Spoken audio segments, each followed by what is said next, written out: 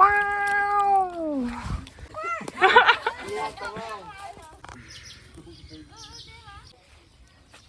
ได้จับได้กูไอเนี่ยทอดจะทอดอันนี้ค่อยโกงเอาคัดแล้วคือการเป็นมาเจอสุกมาเลี้ยงเจอจูกันล็อกกันอยากชูหัวเราะเอาจับกอดมาโมยอ่ะได้ไงvì nè tục chuột tà lái lại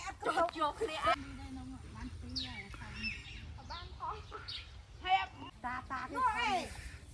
ปัญญาไปชูหัวเราะจับไตรโบบีสไวเรียงอ่ะ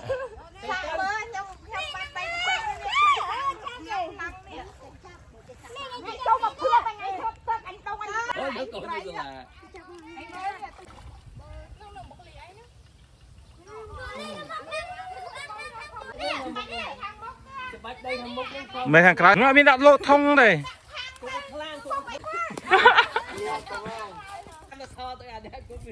biết các bạn này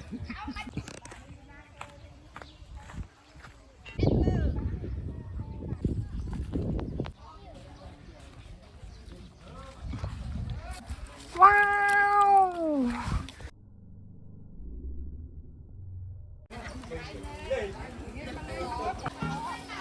ថ្ងៃនេះឲ្យកូនអ្នកបាត់ដំបងមកចាប់ត្រីបូមបៀនៅខាងខេត្តស្វាយរៀងម្ដងហើយនេះគឺជាលើកទី1របស់គាត់ដែលមកចាប់ត្រីនៅបាត់ដំបងគាត់ចាប់តែត្រីបន្តិចបន្តួចតាមបន្លាយតាមអូអីបន្តិចបន្តួចអញ្ចឹងដល់ពេលមកសាក់ចាប់នៅស្វាយរៀងម្ដងមើលតែយ៉ាងណាដែរហើយចំពោះអ្នកចូលចាំគឺអត់បត់ពិសោធន៍សោះតែម្ដងដែលចាប់ត្រីនៅស្វាយរៀងហើយចំពោះអ្នកអង្គុយមើលគឺបត់ពិសោធន៍ពេញខ្លួនសិតតែរាប់សិបឆ្នាំហើយនិយាយពីថាទៅភ្នែកអញ្ចឹងស្រែកលិចស្រែកកើតជេកចាស់ដូចតែឃើញ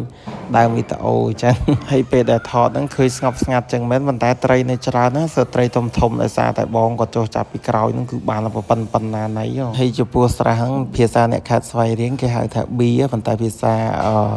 អ្នកសុកផ្សេងគេហៅថាស្រះថាអីតាមតំបន់ទេហើយចាប់អស់ម្ដងហើយកម្មវិធីបុណ្យសពរបស់ក្មួយអញ្ចឹងណាប៉ុន្តែគាត់ចាប់មិនអស់ទេនៅសល់ត្រីខ្លះទៀតអញ្ចឹងណាក៏មកចាប់បន្ថែមទៀតតែក៏ពិតនៅសបោត្រីច្រើនណាប៉ុន្តែវារៀងផុកច្រើនបន្តិចវាផុករៀងជ្រៅត្រឹមជង្គង់លើជង្គង់អីហើយរូបភាពដែលដាក់បង្ហាញហ្នឹងគឺអារម្មណ៍សប្បាយរីករាយគេចាប់ត្រីលើកទី1ហើយបានត្រីបានអាធំ1 2ដែរហ្នឹងធំហើយក៏ចាប់បញ្ញាប់ដែរដោយសារតែយើងរវល់កម្មវិធីមិនទាន់ចប់ហើយវីដេអូចាប់ត្រីមានតែប៉ុណ្្នឹងទេបាយអរគុណ